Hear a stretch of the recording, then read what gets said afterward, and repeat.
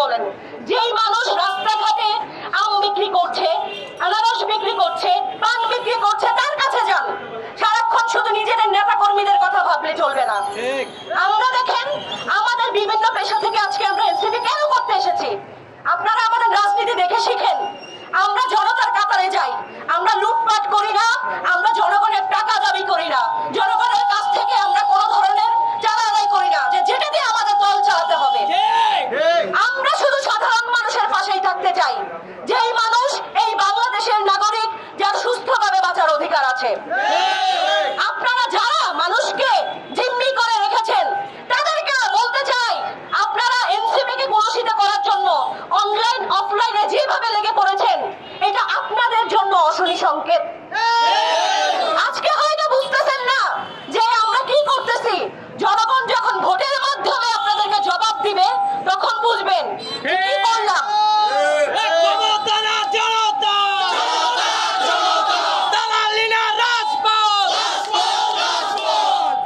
যেহেতু গত 23 জুন আমাদের কেন্দ্রীয় কার্যালয়ের সামনে ককটেল বিস্ফোরণ হয়েছে, আমি মনে করি বাংলাদেশের আসলে কেউ নিরাপদ নয়। যেই দেশের জনগণ, সাধারণ জনগণ নিরাপদ নয়, সেই দেশে আপনারা কাকে সিলেক্ট করবেন? আপনারা কাকে ভোট দিবেন? আপনারা ভোটের পরিবেশ নিশ্চিত করার জন্য আমাদের যত রাজনৈতিক ভাই বন্ধুরা আছে, রাজনৈতিক যারা বন্ধুরা আছে, তাদের প্রতি আপনারা সাধারণ জনগণ প্রশ্ন ছুড়ে দেন, আপনারা কি আমাদেরকে নিরাপদ বাংলাদেশ দিতে পারবেন?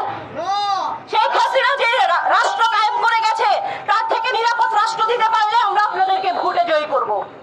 আপনারা তাদের কাছ থেকে অঙ্গীকার আদায় করেন। সাধারণ মানুষ, আপনারা ভোটের মালিক, আপনারা এই দেশের মালিক।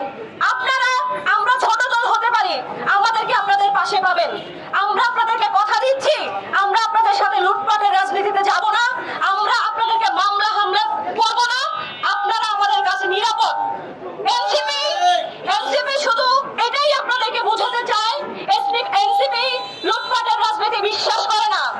এনসিপি বিশ্বাস করে নতুন বাংলাদেশের, যেখানে মানুষের সুযোগের সমতা থাকবে, মানুষের জীবনযাত্রার মান নিরাপদ থাকবে, মানুষকে মানুষ মানুষ ভাববে। এখানে কোনো ধরনের কোনো নিপীড়ন চলবে না। আমরা এই নিপীড়নের বিরুদ্ধে খাগড়াছড়ির এনসিপি, জেলা এনসিপি আমরা প্রতিবাদ জানাই। আজকে একটা মেসেজ আমি প্রশাসনকে এবং আমাদের বর্তমান অন্তর্বর্তীকালীন সরকারকে দিতে চাই, আপনারা যেভাবে সহজভাবে ভাবছেন সবকিছু কিন্তু এত সহজ নয়, এত সহজ হতে দিবেন না। আমাদের উপর যে কালো ছায়া ভর করে আছে, তারা কিন্তু অনলাইনে অফলাইনে অ্যাক্টিভ হয়ে গেছে। আমাদের যেই সকল রাজনৈতিক ভাই আছে তাদেরকে আমাদের বিরুদ্ধে উস্কে দিচ্ছে।